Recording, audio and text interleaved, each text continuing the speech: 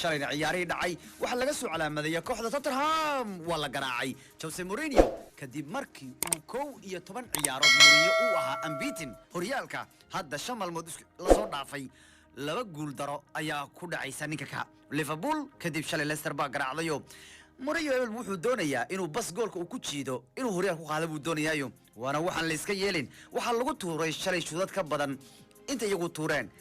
Jose Mourinho حتى كوحها ساقيسة أما كوحها وكفي يرير حتى si caadi ulama ciyaari karo mula ciyaari karo koro odagu ya waka Mourinho toddobaadka gudihiisu maray koowaad joogeen maray labaad joogeen maray saddexaad joogeen xal inta lagu tuuray ma taqaana waxa lagu tuuray ya odagu waxa lagu tuuray xalay oo aan ku arkay isagoo ku hooyanaya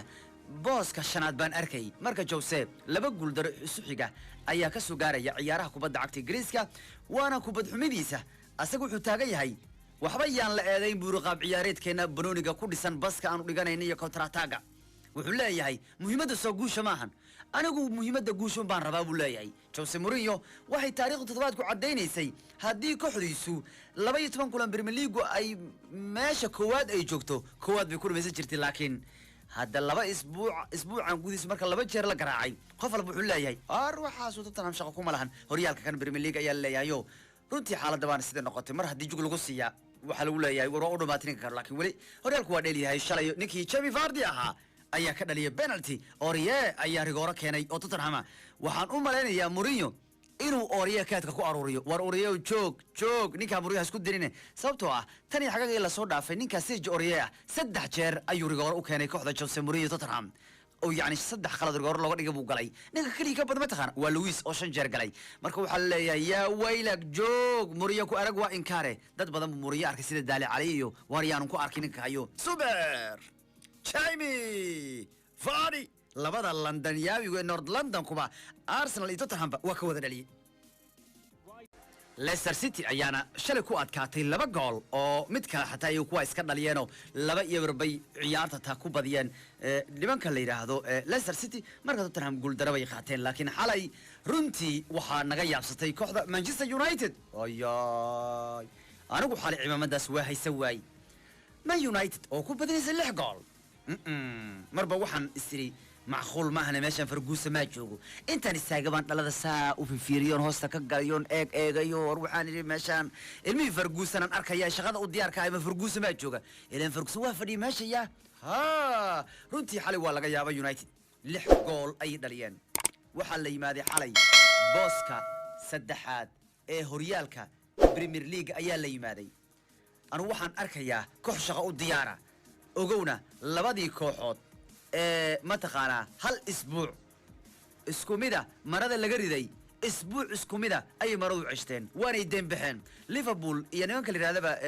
Man United way idin bixin Man United runtii waxa ay u muuqataa inay sanadka kanu u tartami karaan horyaalka Ingiriiska runtii iska jir waxa la joogaa booska saddexaad ogow in nimanka Leicester la yiraahdo ay ka dambeeyaan kaliya hal dhibcood ogowna Liverpool oo booska hore joogtana ogow Man United waxa u dhiman kulan kale waxaanay suurtagal ah Man United inay kuwa ka meesha ugu tii karaan waa isbuuc khatar badan oo Man United aan ciidamadeedu la haysan karin waxay hal dhibcood ka dambeey waxay hal dhibcood ka sareeyaan Tottenham waxay saddex dhibcood ka horeeyaan waxay hal dhibcood ka horeeyaan Spurs waxay saddex dhibcood ka horeeyaan Man City waxay afar dhibcood ka horeeyaan Chelsea waxay 12 dhibcood ka horeeyaan Arsenal waxay hal dhibcood u jiraan Leicester waxay u dhow yihiin Liverpool waxa uu harsan hal kulan Man United waana waalaysa yaqay ninka la yiraahdo ya Tominay ayaa hal naga yaabsadayo markii ciyaartu bilaabaneysaba isagoon hoodi dhim anigu xataa gambarkaan dhigin buu wash ku siya kii hore ilmaha la dhisay madaxa laga garaacay madaxa adagba daqiiqadaha ugu horeeyay ciyaarta baa goolka laga dhaliyay isla daqiiqad kale ku xigtay Tominay ayaa goolka u laabtay waana taariikhda ninkii ugu horeeyay Premier League 3 daqiiqo gudaheedu ku dhaliyay 2 gool ciyaaraha kubadda cagta Premier League waa kan mar kale Mark Tominay xalay cunugu asaga ayaa ninka u fiicnaa ciyaarta runtii xalay waxay u hayd habeen qusul gariir Man United oo runtii waa qusul gariirayaan cid xalay madaxa u degnaa yaa yiri Bruno Fernandes rigooro buu gaadgaada no ma ahan Fernandes iska jir magacu halayn hadda isleediin walaalkiis baa Ronaldo Ronaldo isaguna waxaad u bixinaysaan inuu yahay Fernandes no waa Bruno Fernandes keliya rigooruhu ma gaadgaado xitaa si xay buu goolasho u dhaliyaa waa ka ku buungaraya goolko ninkan waa iskuulsoobayaa waayadan kadibna goolka ka Man United ilaa 6 gool ay ciyaartu gaarsiisay Lindelof baa afareeyay kadib gool baa laga dhaliyay Daniel James xataa waa cimaamatu waayadan aan gool dhalin kadibna midka lixaad ee ciyaarta wuxuu ahaa midka anigu xitaa aan fadhigu u kacay intaan yaamo baan ku guryamay ay baan irini bakan shaqay diyaar u yihiin walle waxaan arkaya maahan baan isleeyahay Manchester tii maalin basi ma u maleynay baan dhisir xalay aad baan u yaabayo guriga cumad kumaanu harin waan isaga wada tuurayo runtii raagiska cilis lama rabo ciddu saaka cumad ku tuuris weeyaane kaaysi ma laha 6 gool oo Man United xalay ku badisay waayo waxay ku xasuusinayaan berigii Manchester ahayd horyaalada sida dalay jirtay bay ku xasuusinayaan ogow Ferguson baa ugu dambeeya Man United oo 6 gool ku badinaysa marka waxba soo laabanaya waxba muuqanayo dhahaya Manchester tii qatarta badreed baa soo laabanaysa marka runtii xalow cidii way naga yaabsadeen waa isbuuc qatar badan oo runtii Manchester waxa laga arkayaa isha fafaala fiican baa cidu laga arkayaa ishar fiican bay muujinayaan horyaalka kana wali Manchester kama xirno waa u tartamaysa intiina way iska gudeen hadda waxay diyaar u yihiin inay u tartamaan ciyaaraha kubadda cagta ee England daan waadna horyaalka kubadda cagta Spain ee La Liga xalay Real Madrid waxay mar kale cadeysay inay u tartami karto sanadkan La Liga runtii labada kooxood ee Madrid ka dhisan Real iyo Atletico waxay sanadka u muuqdaan in iyagu tartanka La Liga iyagu u dhaxeeyo Barcelona goor hore bay u muuqataa inaysan shaqo iyo shughul aanu ku lahayn La Liga kan Barcelona iska ku faysa ilmihii Valencia habeen dhaweed laba la galay xataa iyagu goolka dhiibtay Barcelona kaba diyaar ah miyaan ku sheegay kooxda sanadkan shaqada u diyaarka waa Atletico Madrid Real Madrid Real waxay arkeen in La Liga kan iyagu ay mataqaana markasta ku guuleysan karayaan waxa ka yaabinay runtii Barcelona oo Messi-geeda haysta ayaanan wax tarayn Real waxay baratay nolol bila Cristiano La Liga bay ku guuleysteen haddana waxay u fiican yihiin waxay aad ugu fiican yihiin oo aad ugu roon yihiin Barcelona haysta Messi ka war Barcelona oo Messi haysta san galab u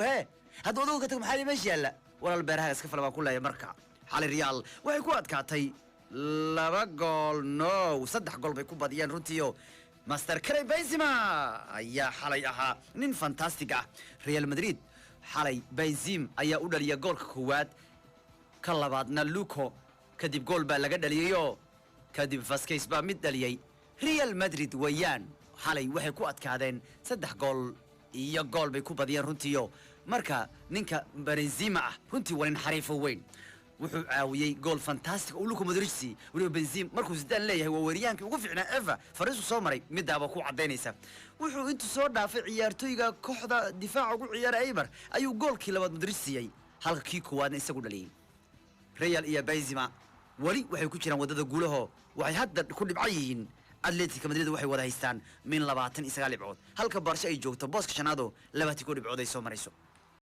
runtii Real Madridna waa ka xalay sidaa bay ku badiyeen oo ay guuleysteen La Liga marka labada Madridaawigu ayaa isla hogaaminaya halka Barcelona ayna shaqo u diyaar ahayn Talyaanigu biyaan ku sheega kubadda cagta Eva sidii Kamal Daariga Ariel lagu shubay waxa shal dhaliyay goolkii ugu dhaqsiyaha badnaa iska dhaaf Serie A abid kubadda cagta oo dhan Farimbigi baa la yeeriyay Milan baa baasatay Turkiyaankii baa la orday Chanaglu wayaane kadibna Leo ayaa dhaliya goolka still Milan iyaga iyo Juventus waa labada kooxood Yurub aanan wali laga badin inkastoo horyaalada kale dib looga wareegay kooxii lama filaanka u qabtay hadda Milan waa diidaysa waxay leedahay anigu waan ku adkeysanayaa hogaankayga shalay goolkii ugu dhaqsiyaha badnaa abid ayaa laga dhaliya Serie A sidoo kalena waa goolka ugu dhaqsiyaha badnaa Yurub oo dhan taariikhda laga dhaliya buu ahaa runtii goolka ceenkan oo kale wali laga maanu dhalin kubadda cagta sidii Ariel loogu shubayo waxay ku qaadatay kaliya 6 ilbirqsi Leo taariikh buu galay ibrahimovic baanu joogin oo rabic baanu joogin layaw ayaa milan ay ku shaqaysanaysaa iyo waa kaa yaabinayaan runtii AC Milan xitaa mid labaad bay dhaliyeen ciyaartooyga qatarta badan ee Salimakar ayaan dhaliya goolka labaad ee ciyaarta Milan laakiin sidoo ahaa isaguna ma taqaana waxaa la soo orday kubadda Theo Hernandez Allah ilaahay amarkii Milan in dambeed bidix baa ku dhacayo qatar badan intuu iskala soo didiglayo dadka dhan ka soo orday ayaa markuu goolka u jiray wax yar isagoo goolka awoodi karin ku tuuro waa diiday warkaayo wuxuu soo dhigay Salimakar dhaliyay kii labaad ee ciyaarta Milan still waa hogaamiyaasha Serie A waana wali iyaga iyo Juve kuwa aan laga badin way madax adeegayaan xataa Inter oo shalay soo badisay iyo Milan way ishayaan wali Inter 30 Milan 31 Juve 27 runtii Talyaanigu waxaad arkaysaa raggii hore u tartami jiray ba hadda wali u tartamaya AC Milan runtii aad bay u khatar badan tahay Sisaka kan oo waxay ku jiraan xilli ciyaareed aad u fiican wali horyaalada kale Yurub waa isbedelay Taliyaan Firi Ingiriiska waxa ku soo laabatay Liverpool waxa la dheelka naga dhaafay Tottenham ayaa horyaal hogaaminaysa maxaa ku hadlaysiinaa horyaalay micnuu aan waan dareemayay in horyaalka raggii lahay ku soo laabanayaan wali hadda meel xataa isbedel dhigaysa mooyaane horta meel way dadaalaysa laakiin goorta meel laga wareegi doono balaayada Juventus ahaa meesha isku soo taagi doonto maraan dheereen meesha ma foga hadda u fiirsan Ingiriiska Tottenham meel laga fariista Tottenham waa laga qabtay Liverpool hogaankii la wareegtay بايرن ميونخ وحيت ليفركوزن مال فريست وحيت ليفركوزن maxay tahay war meel laga fariistay in wala wareeg بايرن ميونخ meel wareegtay Real Atletico ibn Sociedad geed koys waxa la Sociedad meel fariista labadii weynaa ku soo laabtay meeshta ilaa hadda Francisca baa Lille ay madax adeegaysa Lyon ya laakiin iyo Talyaanigu AC Milan runtii waa ka ciyaarihii shalay dhacayo